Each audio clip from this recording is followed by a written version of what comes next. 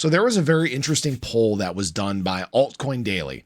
And what this poll was discussing is who is the most serious contender to dethrone Ethereum? Who is going to leave Ethereum in the dust? And of course, the Cardano community is strong and resilient, and they showed out and they won this poll with ease. And that brings about an even bigger discussion. Is Cardano actually going to pass Ethereum, not just in use, but also in market cap? I'm Luckside. Welcome to the channel. If you guys are new or haven't already, make sure you hit that subscribe button down below. Hit that bell again. It's free to do. It'll keep you updated anytime there's new content live here on the channel. So this poll actually was conducted amongst 27,000 people. And of course, Cardano ended up winning this 46% of the votes. In second, it was Solana with 39% of the votes, and Sui and Binance Smart Chain lagged far behind. And the interesting thing about Cardano is it's resilient. It's got 100% uptime. It's got perfect security. It's done a ton in the bear market cycle and in the early part of the bull to really take major steps forward. And that's something that gets slept on a lot because, again, you know, we've talked about the daily active users in terms of Cardano and about how it's maybe not at the same levels of something like Solana or Ethereum.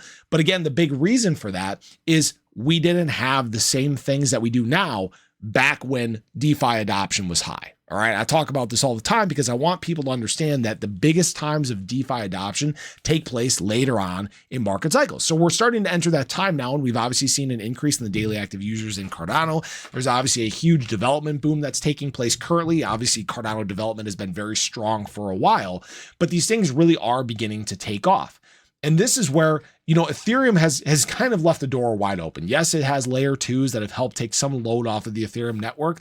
But for those that have followed me here on the channel for a while, if you guys remember 2 years ago, a year and a half ago, I talked about the fact that a lot of these other inadequacies of other blockchains, they're really going to rear their ugly head the deeper we get into this market cycle. Chains that have problems with gas fees are going to have gas fees again, or high gas fees again. Chains that have problems with downtime are going to have downtime again. Chains that have security issues are going to have security issues again. Those things don't go away. The use goes away. The occurrences of these things taking place goes away. And that has to do just with the decrease in activity in the ecosystem. But now as things are starting to ramp up again and you're starting to see these things begin to accelerate, they're going to be rearing their ugly heads again. And that's why Cardano is in fact best built for this market cycle. That's not to say it's perfect, right? No chain is absolutely perfect, but the closest thing to it as far as development and scalability and uptime and security and all these things is in fact Cardano, right? So I do think that there is a moment where Cardano is in fact going to outpace Ethereum in terms of use. Some big things that can really impact the ecosystem, obviously the ability to do Bitcoin smart contracts, that's a big deal. An introduction of some major stable coins would be a very big deal for the Cardano ecosystem as well, bring more liquidity to the space. And the pathways have all been set there. It's all about that use just really picking up. And this is something that I expect is going to grow significantly the deeper we get into this market cycle. Now, the other big thing that we need to talk about is in fact market cap. All right. We're obviously right now still a long shot away from a $382 billion market cap. We talked about ADA price yesterday and what potential there really is in this market cycle. And frankly, this is not outside the realm of possibility. Okay. I saw some people posting their own projections yesterday, and that's awesome, right? It's always good to have some thoughts on where things are going to run. But what I want to show people is how I get to the math on each one of these. All right. $3.10, $3.16 ADA. That is basically where we were at last market cycle. That's not much of a change. That's a pretty easy, comprehensible number for ADA to get to. $7 ADA is about where Bitcoin was, or I'm sorry, about where Ethereum market cap was at last market cycle. That's how that number comes into scope, right? When we talk about 4% dominance in terms of ADA, which is the trend. If you follow from top to top to top, right? If ADA dominance is falling from cycle to cycle to cycle, that puts ADA at about a $400 billion to a $500 billion market cap. If it continues to follow its trend in terms of dominance, if it climbs, right? Obviously, this was an early blow off top or early price discovery in terms of ADA in its first market cycle. But if it continues to climb, you know, we get to 5% of the market dominance at over $10 trillion, $12 trillion market cap. We're talking about somewhere in the range of maybe $600 to $700 billion in terms of market cap. So that's how these numbers start to become more realistic. It's just math. Okay.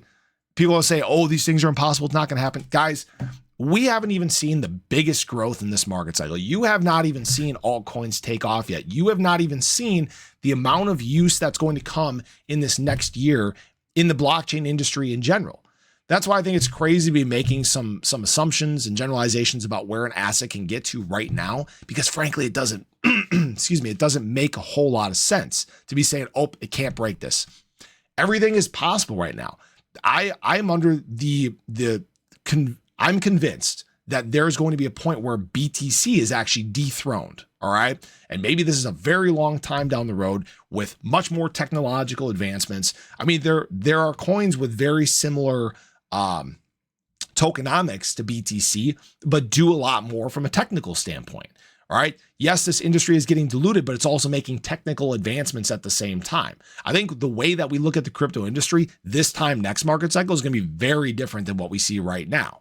Actually, what's cool about this is right now, at the time of filming this video, ADA's continuing to get back on the pump. Hopefully this continues. And again, if you guys do want to check out Margex, even just from today, I think I've climbed, about another 100% in terms of profit. Again, if you guys want to obviously utilize leverage, Margex is a great place to do it. Again, you can earn up to $10,000 in deposit and trading bonuses. There's no KYC, but that's the math, guys. This is all math. If you're curious about the $25 range, like I talked about, that is basically just the top of ADA's rainbow regression curve. All right.